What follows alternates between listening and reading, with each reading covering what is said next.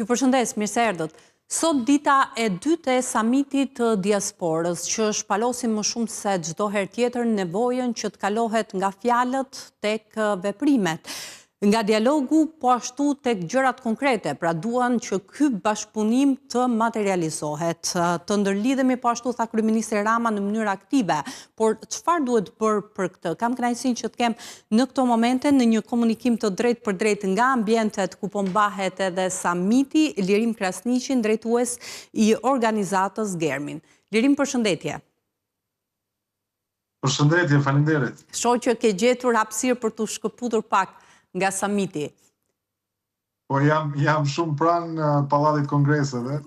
Në një hapësirë në ambient pak më të qetë, sepse ka shumë njerëz edhe është pak zhurmë, kështu që gjeta një hapësirë përshtatshme. Dita e dytë sot, ka qenë brenda pritshmërive samiti si vjetshëm? Tani, unë mendoj se i përket pjesëmarrjes ka qenë brenda pritshmërive, madje edhe mund t'i ketë te i kaluar sepse ka pasur një interesim të madh për të marrë pjesë të shqiptarëve nga gjithë bota dhe me origjinë nga gjitha trevat shqiptare. Gjithashtu ka një pjesëmarrje të shtuar edhe nga institucionet e Kosovës, Maqedonisë së Veriut, zyrtarëve shqiptar në institucionet e Malizi e kështu me radhë. Kështu që në këtë drejtim pjesëmarrja ka qenë e kënaqshme dhe ndoshta përtej pritshmërive. Ndërkohë sa i përket përmbajtjes së samitit, janë tema që janë diskutuar edhe në të kaluarën, edhe në samitin e tretë, edhe samitin e dytë. Edhe në këtë drejtim nuk është se ka ndonjë risi në kuptimin e asaj që diskutohet. Risia e vetme mund të jetë fakti ose koha kur përmbahet samiti, në një periudhë kur Shqipëria është në proces të negociatave për antarësim në Bashkimin Evropian dhe kjo i ka dhënë pak edhe një dimension edhe më përmbajtësor rolit që diaspora mund ta luajë në këtë proces. Ndërkohë sa i përket temave, janë të njëjtat gjëra që diskutohen në vazhdimsi dhe siç e thatë edhe ju me të drejtë, është koha që të kalojmë nga fjalët tek veprimet konkrete, tek planet, projektet, partneritetet mes në fakt, në këtë samit dominoi një qasje e tillë, pra që të kalohet tek veprimi, pra të konkretizohet gjithçka çfarë është thënë dhe si mund ta bëjmë, le të themi, apo si mund t'i japim rolin që i takon diasporës në zhvillimin ekonomik të vendit. Shumë e vërtet. Domethënë që ky është samiti i katërt dhe nëse brenda këtyre 4 samite një arritje ndoshta për të vlerësuar nga ana e institucioneve shqiptare është realizimi i të drejtës së votës ose mundësisë së shqiptarëve për votuar pavarësisht vendit ku ndodhen. Dhe në një lloj mënyre diaspora ka pasur një lloj mirë kuptimi ka shi institucioneve shqiptare sa i përket realizimit të iniciativave, projekteve të cilat janë premtuar. Por në këtë samit ajo që vërehet është që bashkëdhetarët kanë ardhur në masë të madhe, por edhe me një mesazh të qartë, që është ndoshta momenti i fundit dhe koha e fundit dhe samiti i fundit kur ne vetëm flasim. Dhe duam projekte konkrete sepse nuk po flasim më për një diasporë e cila ka rëndësi vetëm simbolike për Shqipërinë. Jemi duke folur për një komunitet jashtëzakonisht të fuqishëm, jashtëzakonisht të integruar në vendet më të zhvilluara të Europës dhe Amerikës së Veriut dhe siç e tha dhe presidenti Bega atje në fjalimin e tij, nuk është më pyetja çka mund të bëj diaspora për Shqipërinë. Çështja është çka mund të bëj Shqipëria dhe çka mund të bëjmë të gjithë bashkë për ta çuar përpara këtë vend drejt proceseve euroatlantike. Lirim, solle në vëmendje faktin që ky është samiti i katërt që mbahet në harkun e 10 viteve. Dhe arritja më e qëndësishme ishte drejta e votës për emigrantët. Në gjykimin tënd, nëse do t'i vlerësoje këto edicione, le të themi, sa të frytshme kanë qenë ato, krahas asaj që ka ndodhur, pra finalizimi apo e drejta e votës për emigrantët? Përveç realizimit faktikisht të së drejtës së votës, e cila gjithashtu ka mangësi dhe mund të përmirësohet tutje, nuk ka pasur një projekt madhor që ka dalë nga samitet e diasporës, në kuptimin nga perspektiva e institucioneve shqiptare. Normalisht, kjo nuk do të thotë që samitet nuk kanë rëndësi ose nuk kanë vlerë, sepse në fund të fundit edhe sikur asgjë mos bëhet, është shumë e rëndësishme që njerëzit të mblidhen, të diskutojnë edhe pastaj të lidhen me njëri tjetrin. Mirë po, kjo nuk mjafton. Duhet ta kuptojmë që dhe ky është mesazhi faktikisht që sjell diaspora në samitin e 4. Angazhimi ose organizimet simbolike janë të rëndësishme për të bërë bashkë. Mirë po, përtej të mbledhurit dhe të diskutuarit në tavolinë, nuk kemi ne kohë të humbim më për të realizuar projekte dhe partneritete të rëndësishme. Dhe këtë Pra gjykoni që duhet të dalim nga kuadri fjalëve dhe të nisim që të vëmë në jetë paktën ato çfarë diskutohen, parashtrohen për gjatë ditëve të samitit, siç ka ndodhur në edicionet e kaluara. Pra, është e domosdoshme që të gjitha trajtimet, tematikat, shqetësimet, problemet të cilat janë përcjell në samit të adresohen, por edhe të ketë ndërhyrje të nevojshme, sepse ju nuk keni mbetur pra krahas këtij aspekti, ju keni dalë edhe me propozime konkrete, pra çfarë duhet bërë në mënyrë që diaspora të ketë një rol më aktiv. Sakt. Dhe absolutisht pikërisht në këtë drejtim, në këtë qasje, çfarë nismash duhet të ndërmerren nga shteti shqiptar në këtë rast, nga qeveria? Absolutisht e vërtet që duhet të tejkalojmë nivelin simbolik të diskutimit edhe të komunikimit. Dhe në këtë drejtim edhe nga diskutimet që u bën sot, nga temat që u bën sot, duke filluar nga ekonomia dhe investimet. Diaspora kërkon një qasje preferenciale nga institucionet e shtetit shqiptar. Sepse duhet ta kemi parasysh, kur diaspora është e interesuar të investojë në Shqipëri, nuk është e interesuar të investojë në Shqipëri vetëm për faktin se Shqipëria është ofron jashtëzakonisht shumë në aspektin ekonomik. Por ka një qasje preferenciale e cila lidhet me emocionin, me atë dashurinë edhe me dëshirën për ta parë këtë vend të zhvilluar. Dhe kjo qasje preferenciale e diasporës, kashi investimit në Shqipëri, duhet të kthehet në të njëjtën monedhë. Dhe Shqipëria duhet i trajtojë në mënyrë preferenciale investitorët edhe kapitalin financiar të diasporës. Mekanizma të shumt, modele të shumta ka se si mund bëhet një gjë e tillë. Pastaj, shqetësimi i dytë, i cili gjatë momenteve që po flasim, është duke u diskutuar, është çështja e gjuhës shqipe jashtë vendit. Sot, një numër shumë i vogël i fëmijëve, i brezave të rinj të diasporës vijon mësimin në gjuhën shqipe. Dhe një prej arsyeve pse ka një vijshmëri kaq të vogël është sepse organizimi i gjuhës shqipe jashtë vendit është në nivelin vullnetar të disa bashkëdhetarëve, mësuesve, shoqatave të cilat duan ta trashëgojnë gjuhën e cila na bën bashkë të gjithëve. Dhe këtu nevojitet ndërhyrje institucionale, jo vetëm e Shqipërisë, por edhe e Kosovës, në mënyrë që mësimi i gjuhës shqipe në diasporë të jetë një çështje e institucionalizuar, e cila mbështetet nga të dyja shtetet dhe e cila nuk lihet në dëshirën ose në fatin e vullnetarëve të cilët e bëjnë këtë punë për një kohë të gjatë. Pastaj përveç kësaj, ne kemi breza të rinj të diasporës dhe të cilët nuk e kanë ndoshta emocionin edhe dashurinë siç e kanë paraardhësit e tyre, sepse nuk kanë një lidhje ose nuk kanë një memorie të tyre me Shqipërinë dhe Kosovën. Për t'i bërë ata që të vinë mbrapsht në Shqipëri dhe në Kosovë, edhe qoftë edhe sikur vizitor, ne duhet krijojmë mekanizma dhe programe mjaftueshëm atraktiv që ata t'i zgjedhin para se të zgjedhin programin ndërkombëtar. Dhe në këtë drejtim kemi nisma, të cilat edhe ne i kemi filluar, por të cilat kërkojnë mbështetjen e institucioneve. Pasi institucionet kanë jo vetëm mandatin, por kanë edhe resurset për ta bërë një gjë të tillë. Dhe temat të tjera, të cilat janë të shumta, të cilat do diskutohen në këtë summit, kërkojnë vëmendjen e qeverisë, kërkojnë vëmendjen e institucioneve të Shqipërisë, Kosovës, por edhe të Maqedonisë së Veriut, sepse shqiptarët janë shtet formues të Maqedonisë dhe kanë një lloj hise në atë shtet. Pastaj edhe institucionet e Malit Zi, edhe niveli lokal ose vendor i qeverisjes. Një nga temat gjithashtu që po diskutohet, çfarë mund të bëjnë bashkitë dhe niveli lokal që të lidhen me diasporën jo në tërësi, por me diasporën e tyre, sepse ajo që bëjmë ne është që shumë njerëz nga diaspora duan të lidhen me Shqipërinë, por gjithashtu duan të lidhen edhe me qytetin e tyre të origjinës.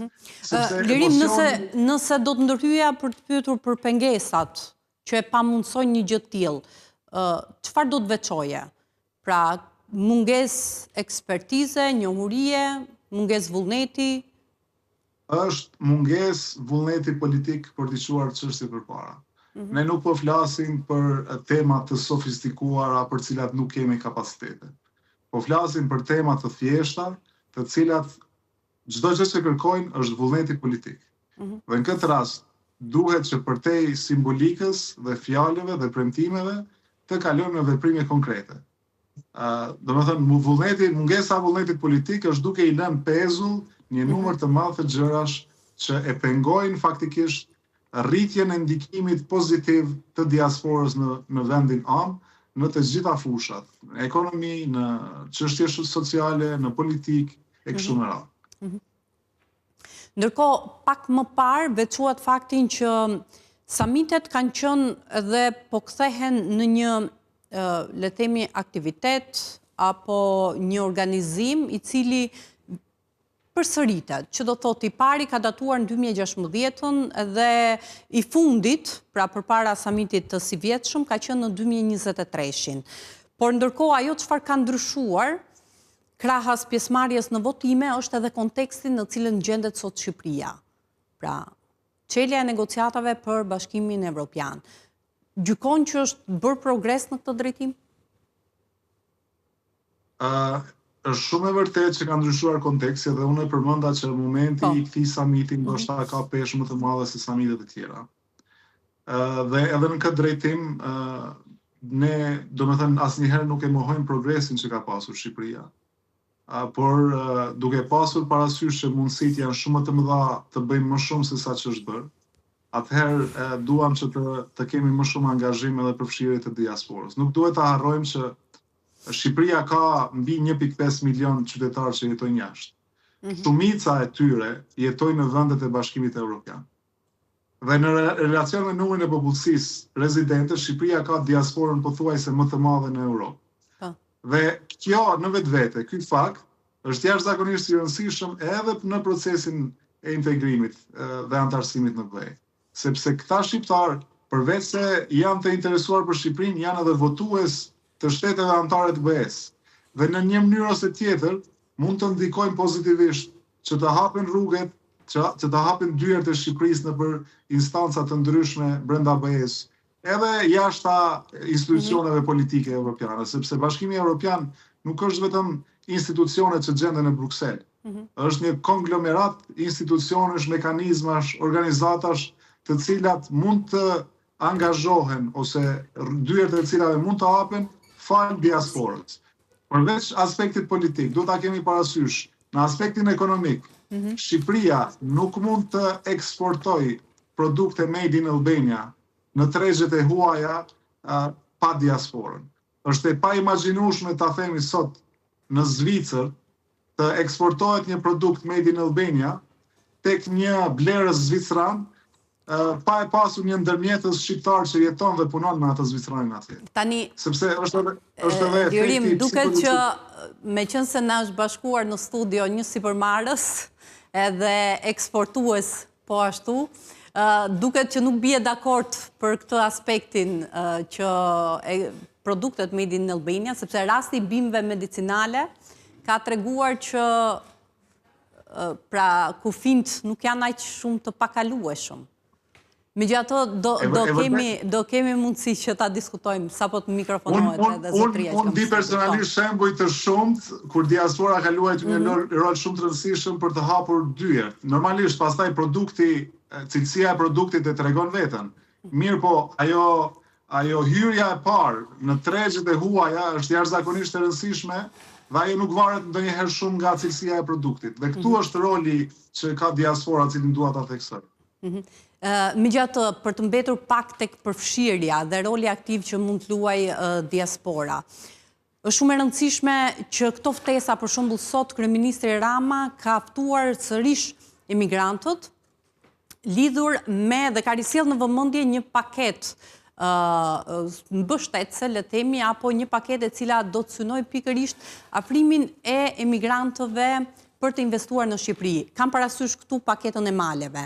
Megjithatë, gjykon që mjafton vetëm ftesa apo pra sa e mjaftueshme është kjo për të sjellë emigrantët në Shqipëri? fillimisht unë kam qef ta përdor më shumë termin diasporë dhe mërgat më shumë se sa imigrant, për të mos e reduktuar, sepse është term shumë teknik, edhe pse është korrekt. Por, sa i përket ftesës, unë nuk e di sakt çka nënkupton ajo ftesë. A është thjesht një thirrje publike, apo kjo ftesë gjithashtu nënkupton atë çësjen preferenciale të cilën e përmenda më herët. Sepse nëse është vetëm një ftesë për konsum publik, atëherë nuk është se ka ndonjë lloj vlere të veçantë, sepse informacionin sot mund ta marrin të gjithë, ajo epoka e informacionit ka kaluar, çdo kush ka akses në informacion. Ndërkohë nëse ftesa është e mbështetur edhe me, si thua, lehtësira administrative, tatimore, fiskale, atëherë kjo do të ishte me të vërtet për të përshëndetur. Mirë po, informacionet për këtë duhet t'i marrim mbrapa samitit, sepse sa po e kemi dëgjuar. Por ftesat vetëm me fjalë nuk kanë më asnjë lloj rëndësie nëse nuk mbështeten me veprime dhe lehtësira konkrete institucionale. Mirë, ja t'ju urojmë mirëseardhjen edhe zotit Xhevit Hysenaj, sipërmarrës, kryetari i shoqatës së eksportuesve të bimëve medicinale. Përshëndetje, mirë se erdhët. Përshëndetje, mirë se gjeta. Faleminderit.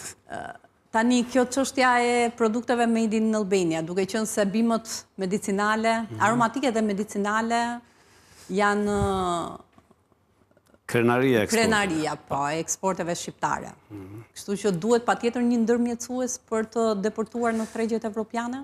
Për diasporën mos më pyet se kam dëvulesë të veçantë, sepse më kanë pritur jashtëzakonisht mirë në Australi, në Amerikë, në Florida, në gjitha shtetet e Amerikës, rreth 27 shtete që i kam shëtitur, në Gjermani, veçanërisht diaspora në Zvicër, për pritje fantastike. Unë, për 31 vite që unë eksportoj në gjithë, po themi, nga Australia, USA, Europë, unë nuk kam patur, personalisht nuk kam ndonjë eksperiencë që një i diasporës më ka bërë një ndërmjetësim, ose ka qenë e domosdoshme për qenë. Kam ndërhyrë, kam kërkuar, po s'kam patur. Mbase ka të tjerë, uroj që të ketë. Por e dyta, në fakt, nga samiti diasporës, më duket që është i tretë e katërti.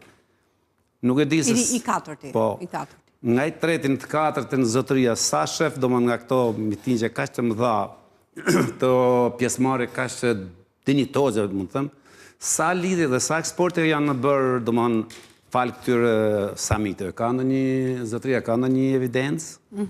Irmi është drejtuesi i organizatës Vermin dhe vlerësimet e mia maksimale për gjithë angazhimin, rolin aktiv, por edhe për gjatë këtyre ditëve ka qenë edhe ka artikuluar me të madhe domosdoshmërinë që të kalohet nga fjalët e veprat. Dhe unë jo qëllimisht dhe jo pa qëllim në këtë rast e nisa në këtë mënyrë, duke qenë se edhe lirimi ka qenë nga ato zëra të cilët kërkon që këto samitet të përkthehen në rezultate konkrete. Eksakt. Kjo është arsye që mund të ketë. Unë kam vlerësim të jashtëzakonshëm për diasporën, nuk e mohoj as rolin, as punën. Por problemi është që sa është rezultati nga samiti në samit, po themi.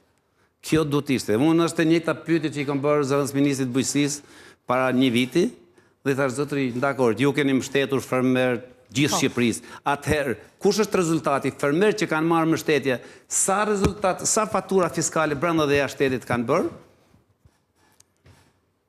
Se di. Ndërkohë, Lirim, të gjitha këto çfarë diskutuam, ke arritur që t'i paraqesësh, le të themi edhe për gjatë forumeve, paneleve që janë zhvilluar për gjatë ditës së sotme, për të kuptuar pak se çfarë qëndrimi apo reagimi ke marrë në drejtim të këtyre çështjeve? Shiko tani, unë edhe bashkëpunëtorët të mi merrem me këto çështje në baza të përditshme. Edhe një pjesë të madhe të bashkëdhetarëve që janë pjesë e samitit ne komunikojmë dhe bashkëpunojmë në vazhdimsi. Këto tema, siç e thash, nuk janë të reja, janë të përsëritura. Zakonisht zyrtarë qeveritar e pranojnë që ka shumë probleme dhe ka shumë ngjecje, dhe premtojnë që do t'i zgjidhen dhe do të mundohen që të facilitojnë sa më shumë bashkëpunime. Problemi është që ndodh pas samitit, sepse në samit ne flasim gjërat e duhura, pajtohemi që kemi disa probleme, pajtohemi edhe mbi zgjidhjet për to, mirë po çështja është çka ndodh pas summitit, cilat veprime ndërmerren nga ana e institucioneve pas summitit. Kjo është një çështje që mbetet të shihet nëse ky summit do jetë ndryshe nga të tjerat. Nëse nisemi nga ato që kanë kaluar në të shkuarën, atëherë nuk kemi shumë hapësirë për optimizëm, sepse nga summit nuk është se është bërë shumë. Ne e përmendëm që çështja e botës ka qenë një nga të arriturat më të mëdha. Nuk është se ka pas rezultate të dukshme në fusha të tjera.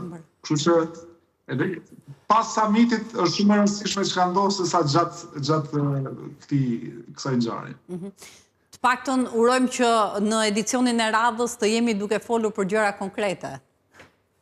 Po shpresojmë edhe ne edhe po avokojmë. Kjo është praktikisht një lloj avokimi tek institucionet shqiptare që të jenë më të hapura, të jenë më bashkëpunuese dhe të jenë më proaktive. Shiko, summiti diasporës i mbledh njerëzit. Mirë po, sot nuk është e vështirë të arrish te një komunitet i caktuar.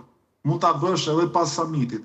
Nëse qeveria shqiptare, ta zënë Ministria e Inovacionit dhe Ekonomisë, ka nevojë të lidhet me grupe të ndryshme të shqiptarëve të suksesshëm jashtë vendit, mund ta bëj atë në 12 muaj të vitit. Nuk e pengon askush. Summiti është një hapësirë për të avokuar edhe për të ftuar bashkëpunimin. Bashkëpunimi vërtet duhet të ndodhë i shtrihur në të gjithë periudhën tjetër kohore, pastaj deri në summitin e ardhshëm. Një pyetje. Po, ka një pyetje për ju, zoti Hysenaj. Mirë, summiti është një pikë e cila vërtet nëpërmes Ministrisë Diasporës, Qeverisë, mendja dhe diasporës dhe shumë njerëzve ka ngel ke qeverit. Të gjitha.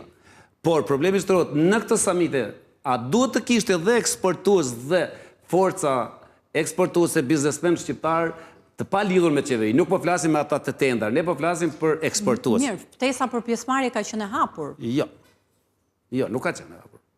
Mund të regjistrohesh edhe në Shiko, ne po flasim për të bërë një punë konkrete. Ndoshta nuk ka ardhur ftesa dorë, po ka qenë një mundësi. Nëse duhet bëhet, thjesht do të thosha që nëse presim, unë jam shumë optimist me diasporë që do bën gjëra shumë të mëdha. Ja, absolutisht. Këto do bëhen se s'bën. Mos sot, mas 40 mitingjeve tjera, por problemi shtrohet që a duhet të jenë këto, sepse takimet B2B janë shumë të rëndësishme. Takimet ndërkombëtare, panairet ndërkombëtare, konferencat botërore, janë takimet B2B dhe nuk pret ministrin apo stafin e ministrisë, duke qenë që lidhesh me bizneset mes njëra tjetër. Dhe këto duhet të jenë zoti Lirim. Them unë. Po. Në fakt, kjo pyetje është më shumë për qeveri, por çka do të thoja unë, që kjo pyetje e nxjerr në pa faktikisht, është organizimi i summitit vetëm nga perspektiva qeveritare. Ne kemi thënë çdo herë, nuk mund të flasësh për diasporën pa diasporën. Edhe summiti nuk mund të organizohet për diasporën pa e përfshirë atë në organizim. Sepse kur e organizon ti vetëm nga perspektiva qeveritare, ti nuk i sheh vërtet nevojat edhe bizneseve të shqiptarëve që janë jashtë. Në këtë rast, po të organizohej mirëfilli me rrjetet e bizneseve, shoqatat e bizneseve vendore dhe ato nga diaspora, normalisht do të kishte hapësirë që bizneset edhe eksportuesit të takoheshin me partnerë potencial jashtë vendit. Mirë, por duke qenë se një summit i tillë organizohet nga qeveria, jo në partneritet faktikisht me grupe të ndryshme edhe në diaspora dhe brenda vendit, ekziston një lloj perceptimi që është i mbyllur, edhe nuk është se po i shërben shumë. Është më shumë për show. Jo, edhe është më shumë për show. Edhe fakti që organizohet nga qeveria paragjykohet.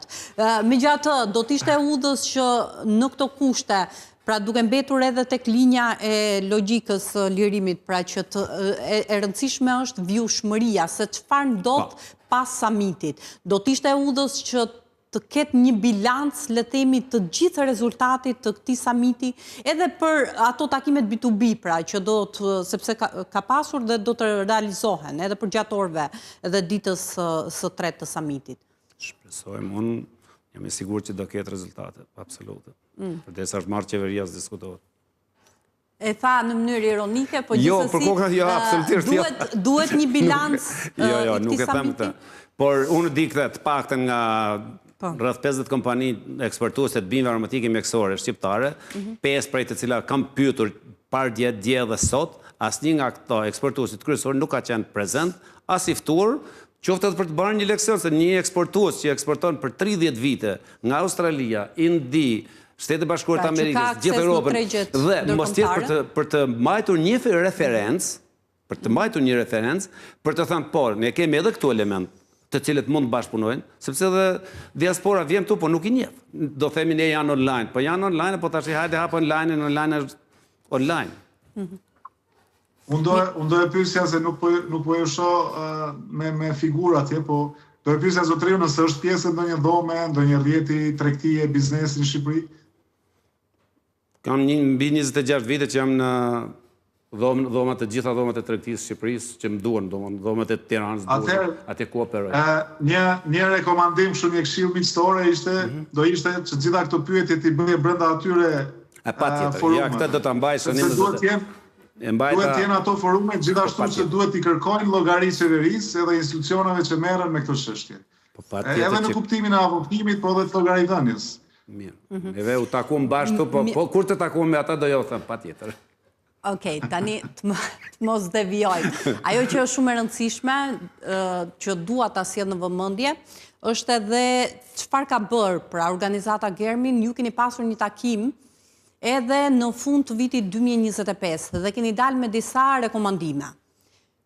Pikërisht për të mos lejuar që të mbetemi në kuadrin e vetëm dialogut, dhe këto samitet të mos shërbejnë, le të themi, si piktakime, por të dalin rezultate prej tyre. Dhe për këtë keni kërkuar krijimin e një qendre të përbashkët të burimeve për diasporën, si pikë qendrore informacioni dhe koordinimi.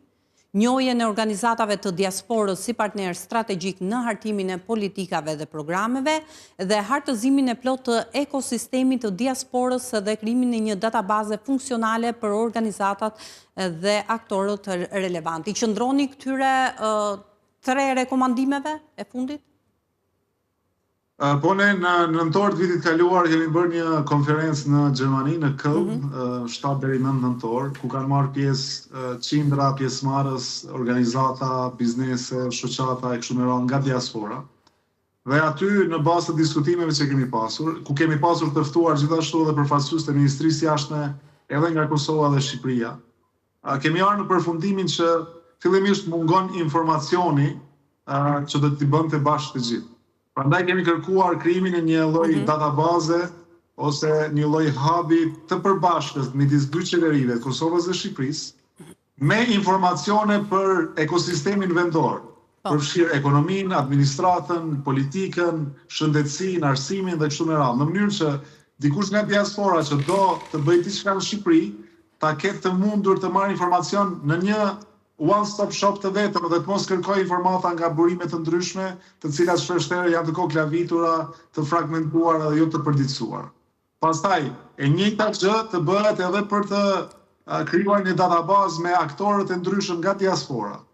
Kështu që dikush sikur zotëria që eksporton në shtetet e ndryshme, do të bashkëpunojë me një shqiptar të hyjë në një web faqe të vetme dhe të gjejë qindra organizata, qindra biznese, qindra shoqata të ndara sipas shteteve, veprimtarive e kështu me radhë.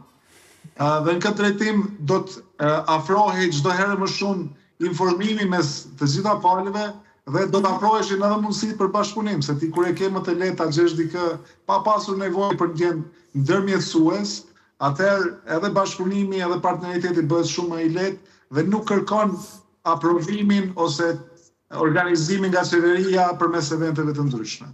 Ne këto rekomandime ja u kemi quar edhe institucioneve të Kosovës edhe të Shqipërisë.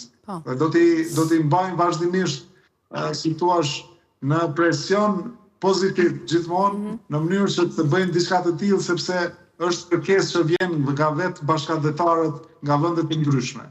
Ju mungon informacioni atyre, i mungon informacioni shtetit shqiptar se ku janë ata, çfarë bëjnë, cilat veprimtari i kanë dhe kështu me radhë.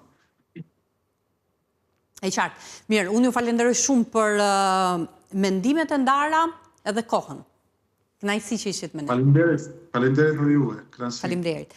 Do të shkojmë në një shkëputje publicitare dhe do të ndalemi në pjesën e dytë për të diskutuar mbi skemën e re të mbështetjes për sektorin bujqësor, duke u ndalur edhe tek sektori i bimëve medicinale, duke qenë se në ndryshimet e bëra është hequr mbështetja për këtë sektor. Mbi pasojat që do t'jap kjo, diskutojmë në pjesën e dytë.